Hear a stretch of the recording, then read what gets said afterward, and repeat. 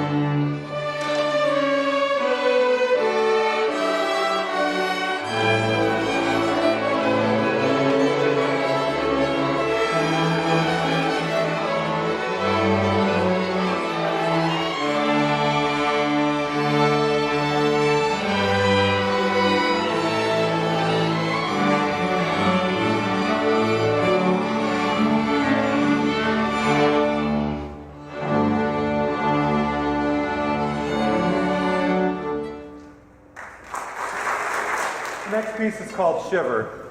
We're in the icebox of the nation. I don't think I need to tell you anything about being cold and shivering. So here is Shiver.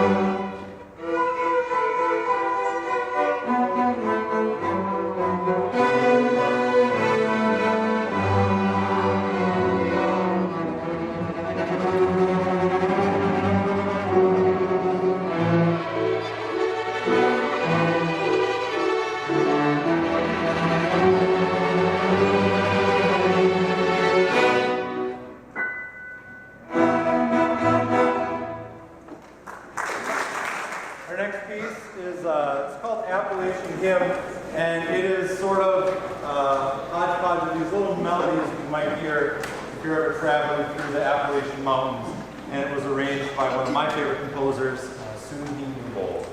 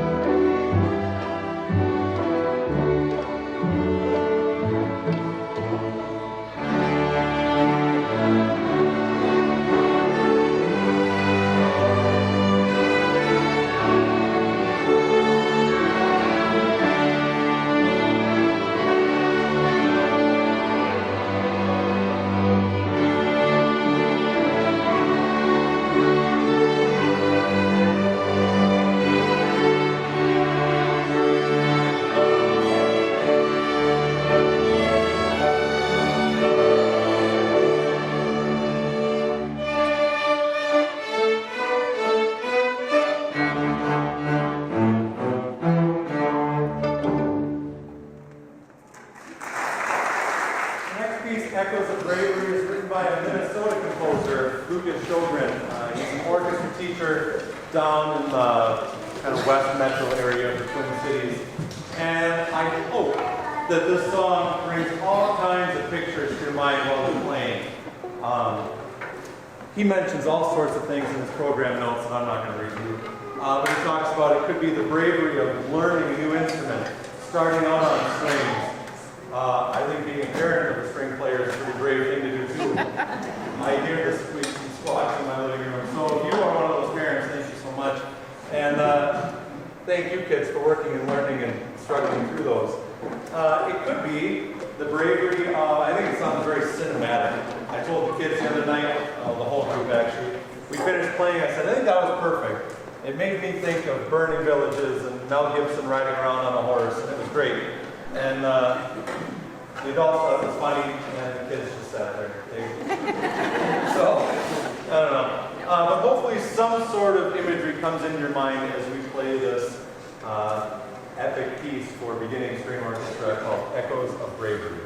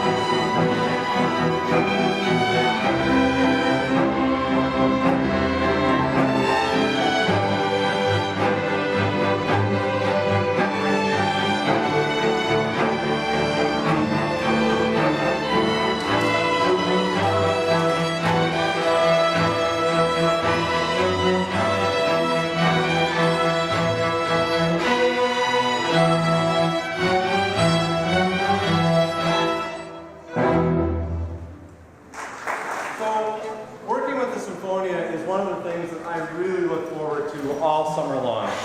I love being able to come back up here and make music with all these wonderful people, and I really enjoy seeing and being part of a group where newer, younger students, beginners of any age can sit in with people who are amazing and better at their instruments than I am, helping these people. It's really, really great. And kind of what you've heard so far has been mostly music that was for pretty young orchestras. These next two pieces, these are the ones that I picked just to make sure that every adult has something challenging and fun to keep them coming to rehearsal to help these young students. So this first one is it's called Dance at the Standard Ivy, and the Standard Ivy are these little forest fairies in the woods of Hungary and Bulgaria and places over there, and sometimes they cause mischief, sometimes they help travelers on their way, but they're always there, and they have a pretty good idea what's going on in the woods. And then our next final piece is one of my favorites by John Sibelius. This is Andante Festivo, and you can be picturing all the beautiful scenery of Finland, where he was from, which is not unlike the beautiful scenery of International Falls and the surrounding areas. So we really hope you enjoy these last two pieces. We certainly enjoyed playing, and I have really enjoyed having all of these people helping all of the younger students. Thank you so much, and we'll chat again in a few minutes. Please dance at the same time.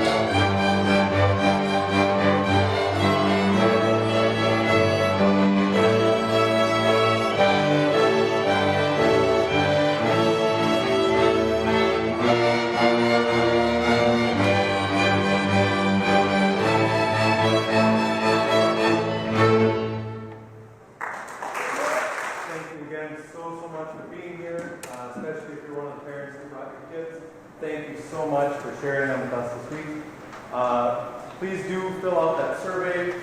Please do consider putting something in the donation box. And please stick around for the second half of the evening. The Rainy Lake Orchestra has got some fantastic music ready to go for you. So please plan on sticking around. It's a little warm in here, but you're in luck. Looks like we've got a cash bar in the back, so make sure you stay nice and hydrated. Here's our last piece. Thank you again so much.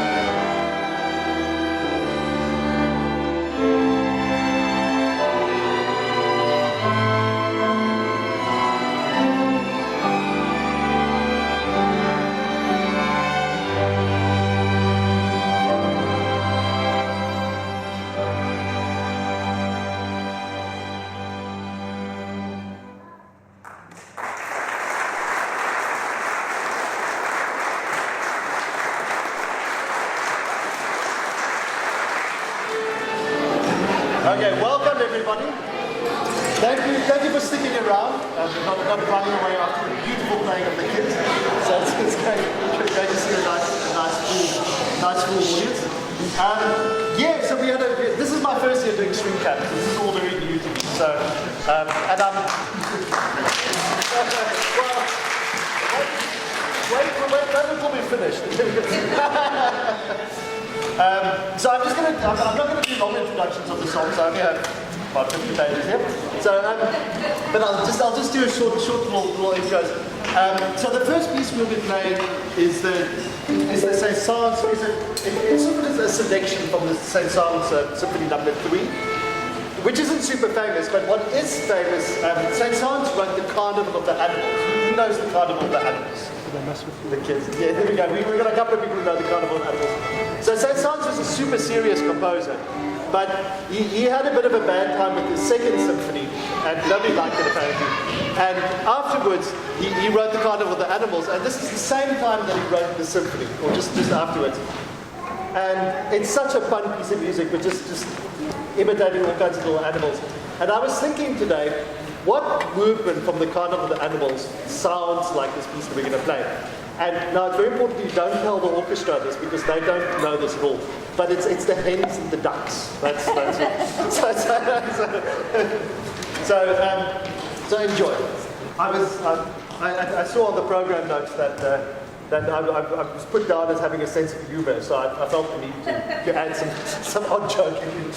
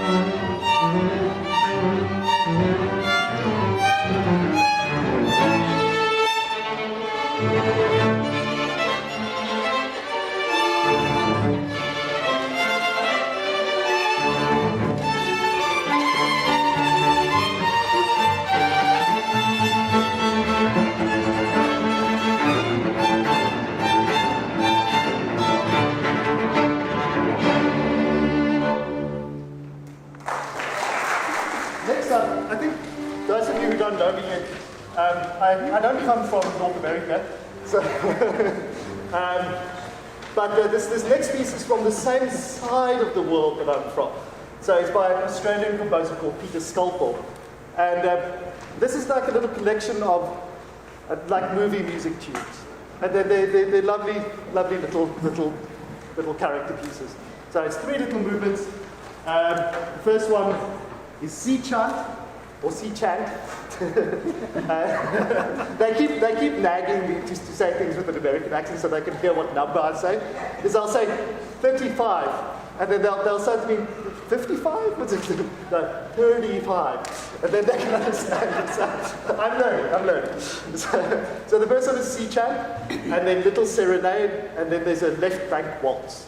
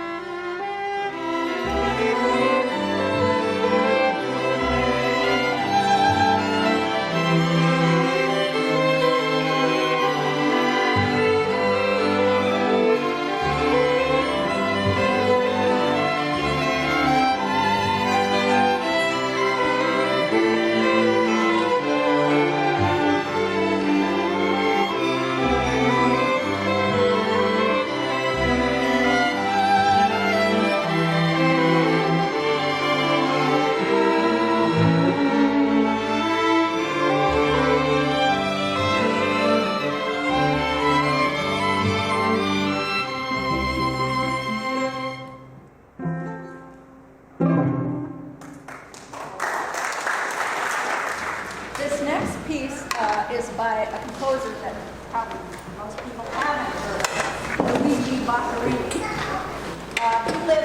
He was a classical era composer. He lived about the same time as Mozart, and he was born earlier and died later, because Mozart sadly had a very short life. Boccherini was from Italy, but spent a lot of his life in Spain and in Madrid at the court of the king. He wrote a lot of pieces for the royal court. This is called Quintetino, which means a little quintet, but it actually has a subtitle, Night Music in the Streets of Madrid. And it's a very unusual piece. It doesn't make sense if you don't know the program. It's all the different sounds you hear if you're walking along the streets of Madrid. And we aren't going to play you all of the scenes because it's quite long. But we will play you a few of them. And the first thing you'll hear is supposed to be church bells calling the people to the evening service. And then we start the service, it's a Catholic Mass, and you hear the bells every once in a while in the Mass. And the Mass is rudely interrupted by musicians going by the street playing loud. This happened several times. The next movement we're playing is called Pasaccalle, and it's just supposed to be when you're strolling through the streets and you go by a cafe and there's music, and then you go by a bar and there's different music, and you hear a bunch of people jamming on the street, stuff like that. But remember, this is all music from the 1700s.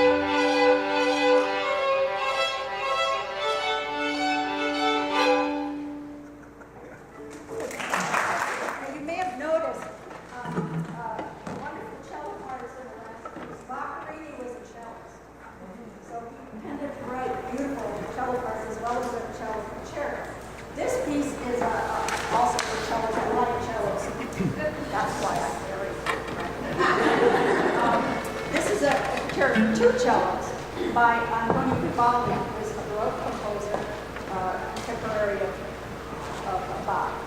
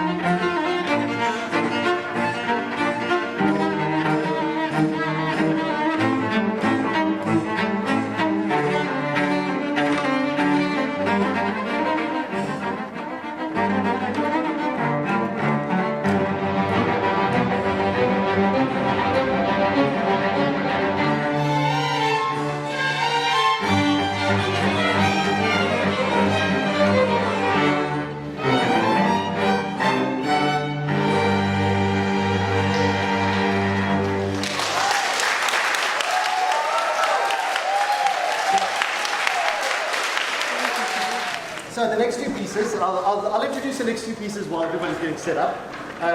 The next little piece is by an English composer called Henry Purcell, who's famous for writing the first English opera. Now, we're not doing a whole opera tonight, but we're doing a little piece, and it's almost like for the orchestra, it's like a little puzzle. It's got all the little bits that go together. And just like an opera, you guys can sing along for this one. And the tune, the piece is called Fantasia upon One Note. So if somebody can play us that one note, yes, Elaine will be playing the one note. We'll be playing it really loudly all the way through. That note. If you want to be singing that note, you can sing it the whole way through, and you'll be doing us a great service. So thank you. And then, okay, I'll introduce you. Okay, just to give everybody a little bit of time to settle in. After that, I will be playing a little piece by Mozart. Okay, I'll introduce the piece afterwards because I think we're ready to go. So can we have our note again, Elaine? What? Yeah. Ba, ba, okay.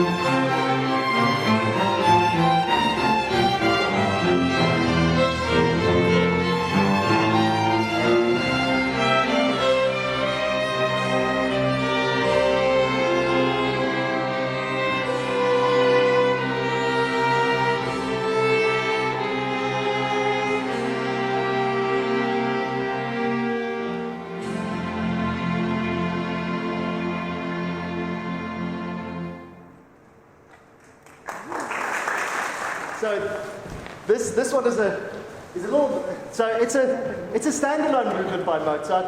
So the story goes that this is, I think, 1777. Mozart got a big commission. Mozart made a lot of money from composing for people, getting paid to write things. Got this big commission to write like 50 flute pieces. Problem was that at the same time, he was kind of in love with I think it was Aloise von Weber. It was actually a student of his. So madly in love with her. And she spurned him that year. She said, no thanks. So obviously Mozart wasn't good enough for her. So this didn't turn out too well because he never completed all of the works that he was set out to do. So we have some sort of little bits that I've kind of half done. There's some really, really nice works for flute in that set. But there's also ones like this which was maybe it was supposed to be a part of a whole full concerto, but this is all we have. And it's a lovely movement by itself. But yeah, we can just imagine what the rest of the concerto might have sounded like. So.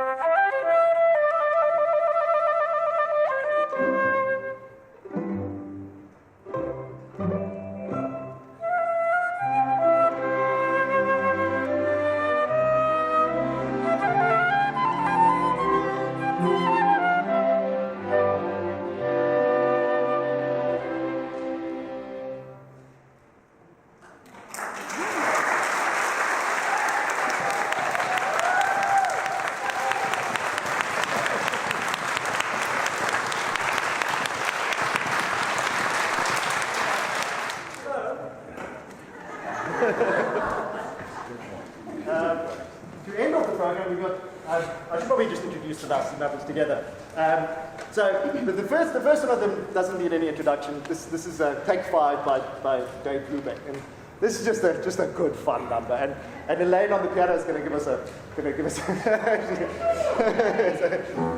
there we go. Yeah.